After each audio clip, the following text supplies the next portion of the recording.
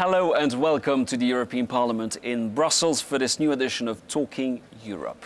Now, on Wednesday, Greece announced new and drastic austerity measures in order to try and secure the payment of its next €8 billion tranche of bailout money. But the country remains mired in recession and unemployment in Greece reaches 16%. Some economists are now warning that a Greek default is no longer a question of if, but of when. Something European leaders don't want to hear. They insist that such an option would have disastrous consequences for the economy of Europe and of the rest of the world. Now, we're going to talk about all this in a moment with my guests. Will soon join me on this set. Also, don't miss the second part of Talking Europe. We'll bring you a close-up interview with Martin Schulz. He is the chairman of the Alliance of Socialists and Democrats in the European Parliament. He will tell us what he thinks of Angela Merkel's handling of the euro crisis. But as always, though, let's start on our set here at the European Parliament with one question. Is a Greek default inevitable? And if not, what should Europeans do to avoid it? Let me introduce to my two guests, starting to my right with you, Sylvie Goulard. Hello. Hello. You're a French MEP from the Alliance of Liberals and Democrats for Europe. I am that you're also a member of the Committee on Economic and Monetary Affairs. Now, to my left, Dimitrios Droutsas. You're from Greece, a Greek MEP from the Alliance of Socialists and Democrats in the European Parliament. I am that you also served as Foreign Minister, that was in Mr. Papandreou's government until June this year. Now, Greece has announced this week fresh austerity measures. 30,000 state employees will be put on partial pay. There's also talk of a 20 to 40% cut to pensions, so yet another layer of austerity for Greece. Let me ask you, Mr. Droutsas, at a time where your country is mired in recession, where unemployment reaches 16%, another layer of austerity, is that really the solution for Greece? Well, I don't think that anybody believes that austerity measures are something that you're aiming for. Certainly it is a huge burden for the Greek people, for Greek society. But when you are confronted with the situation that you need to deliver the soonest possible results in order to be credible vis-à-vis your EU partners, then unfortunately austerity measures are something, is a way which you have to go. Again, it is nothing that you're aiming for, but at the present situation with yes, the pressure, I would also say, that Greece and the Greek government is confronted with by the Troika, our EU partners, such kind of austerity measures are necessary, and it is the way we had to choose. Mrs. Goulard, we heard from Mr. Droutsas that Greece has to be credible and deliver. Now, we know that the so-called Troika, inspectors from the EU and the IMF, have been largely disappointed with the pace of the economic reform in Greece. That's why they have delayed their mission, and this, we understand, is a swap for a new tranche of bailout, €8 billion. Are you happy with what you're seeing in Greece? Well, no one can be happy. I would like to, first of all, to stress that, I mean, the reasons why the Greek government has to take these very difficult measures is that in the past, the level of life in Greece had nothing to do with the real competitiveness of the country. So it is not only because of the pressure of Europe, it is also because the level of salaries or the part of the public sector in the economy was not something sustainable. So of course, now it is done under the pressure of the countries helping Greece to get out of the crisis, not only the Europeans, why, but also the IMF. And we all know that in all these programs from the IMF, there is a very difficult and painful phase going downwards, and it is very sad, of course, for the Greek population. But the experience is that the ultimate goal is to get out of this and to create the new conditions for growth. We hope it will be the case. And of course, we know that we have also to give some time to the Greek government, because if we ask every 2 weeks for more measures, then the citizens are going to react negatively, and it's not going to produce anything. So you cannot change all the minds and the mentalities in the country within some months. On the other hand, the Greek government has to make sure that the right direction has been taken. We're going to continue our debate and talk about the prospect of a default. I know you don't want to see that, but first let's have a look at our report. Their leading economists and some politicians, including in Germany, are now openly saying that a Greek default is not a matter of if, but a matter of when. Massive government debt, tied to a strong currency and low growth. No, this isn't Greece in 2011, it's Argentina in 2001. After years of following an IMF reform plan, the country decided it couldn't meet its commitments and declared itself bankrupt. Rioting and political unrest followed, and while it's been a difficult decade for the country, Argentina has seen healthy growth and has regained political stability. It's led some economists to use Argentina as a potential role model for a Greek default, and some of Europe's leading politicians have even hinted that default might be a possibility. To stabilise our common currency, there can no longer be any taboos. That includes, if necessary, an orderly bankruptcy of Greece. This isn't a view shared by German Chancellor Angela Merkel, and in public at least, Eurozone leaders are ruling out any possibility of a Greek bankruptcy. But few governments have ever paid off debts as big as those that Greece has now. If Greece were to default and leave the euro, it could devalue its currency and reduce what it owes to creditors. But the risks are huge, and not just for Greece itself. If a Greek default were to happen, confidence in Ireland and Portugal would plummet. The markets would assume that these bailed-out nations could also declare bankruptcy.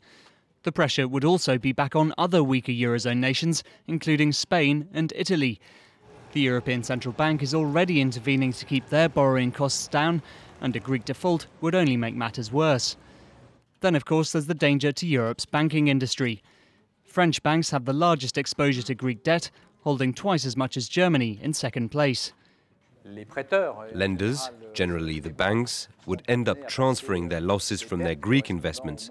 Other financial institutions, including some of the countries that loan the money, will have to make some sacrifices. Where a country is involved, that often means the taxpayer is the last resort to pay the bill. Inspectors from the IMF, EU and European Central Bank are currently in Athens to decide if Greece is doing enough to qualify for the next €8 billion instalment of bailout money. But with the Greek people already bearing the effects of spending cuts, tax rises and forced privatizations, the Argentinian example may begin to look more and more tempting. Mr. Drutzas, we have the German minister in charge of the economy saying that all options should be examined, including what he calls an orderly default of Greece. Is this an option in your view? We have been confronted with this question of a default in Greece right from the beginning when we took over the government and we were faced with this big crisis. My answer remains the same as at the very first moment.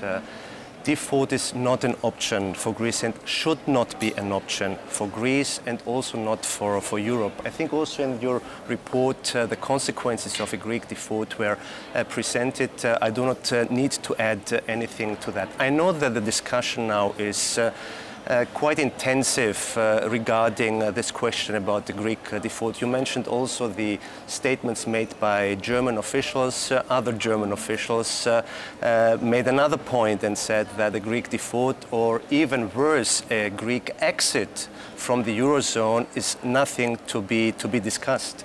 And this is our position. And let me very briefly explain to you why we think in Greece that default is and should not be an option. We were talking about the austerity measures, the third package of measures that our government took because we had to. Still, in the past, many mistakes have been done in Greece, and the Greek people, yes, are paying for the mistakes made by the Greek political elite, by the Greek political system in the past. This is the past, let it be. Now let's see how we can manage things.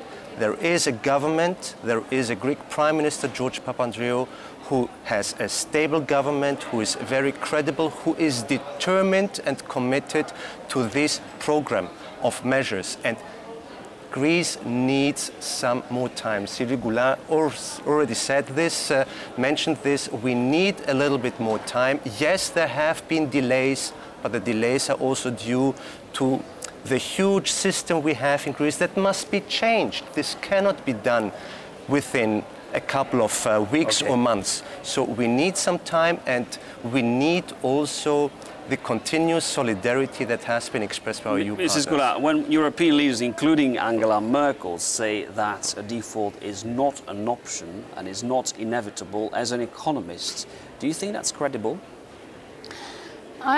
First of all, we have to know what it means. I do not believe that an orderly default does exist, because it would mean that we can organize a chaos. Second, as you've stressed, I mean, Mrs. Merkel is the Chancellor.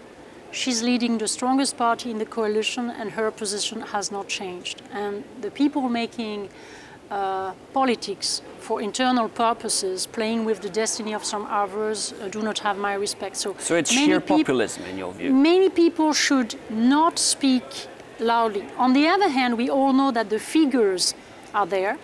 And what we have begun to do in July was to organize a restructuring of the Greek debt that could help the Greeks to cope with the challenge without having a burden that they cannot support. Last point, I don't like people mixing everything. You can have a restructuration of the debt without leaving the Eurozone, which is an option that, once again, is not on the table and that would not help the Greek people. Because if you consider that the situation is serious now, it will be even worse after a default or an exit from the Eurozone. So this hypothesis is not on the agenda. Let's talk about the risk or the fear of contagion within the Eurozone. We saw this week that Italy's sovereign debt was downgraded by a leading rating agency. How worried are you of a contagion of the crisis to other countries? Well, as worried as everybody should be, and I think that Sylvie Goulart said something very right before, that too many people are talking too much. Please don't interpret this as an attempt by myself to criticize anybody, but too much talk about certain things does much harm. And you mentioned yourself, you used the word populism. Yes, you can also see some political forces in European countries who are taking advantage of this big crisis we are going through, not only in Greece, in the whole of the Eurozone, to create political capital for themselves. Do you agree with that view, that there is not only populism but also maybe an attempt by some people, I don't know who you're referring to make the most of this crisis?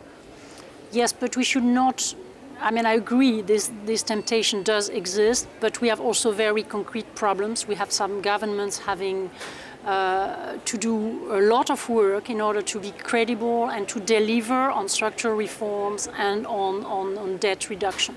So let's call the political class in Europe, in all the countries, the ones who are in charge, to be very serious, because of course the markets can arm, the populists can arm, but they cannot act if there is a strong action at the right level. And on this, in each country, including my country, France, we have a lot to do. The Americans were very critical of what you could call a lack of leadership in Europe. We heard it in Poland at the recent meeting. Do you agree that there is a lack of leadership in Europe regarding the euro crisis? Well, I think that the results of the situation we are finding ourselves in gives you the answer again.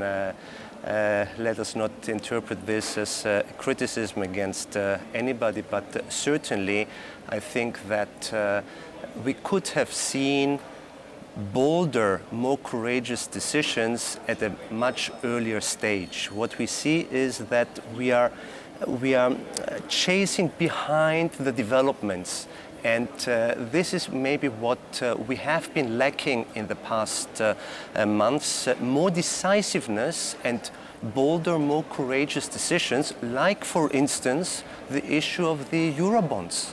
Let us not have any disillusions. The Eurobonds will come sooner or later. Are they convinced. Key to the solution in your view? Well, they could be. They could be a solution. They could really be a solution. This is something that Greece and the Greek Prime Minister Papandreou, right from the beginning, put on the table as a proposal issues like a Eurobond or issues like a financial transaction tax, where we see at the beginning there was some opposition on that, and now we see that the financial transaction tax is going to become reality. Very briefly, we're running out of time. Can Eurobonds be a solution, and do you think there can be a consensus among Eurozone members on their creation?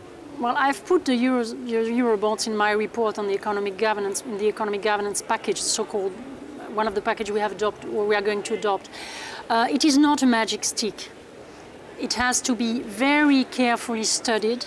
I can perfectly understand why the Germans and some other people are reluctant, because when the trust is not there, it's very difficult to put the debt together. In the long run, I agree with you, we should try to get the benefits of having a global currency.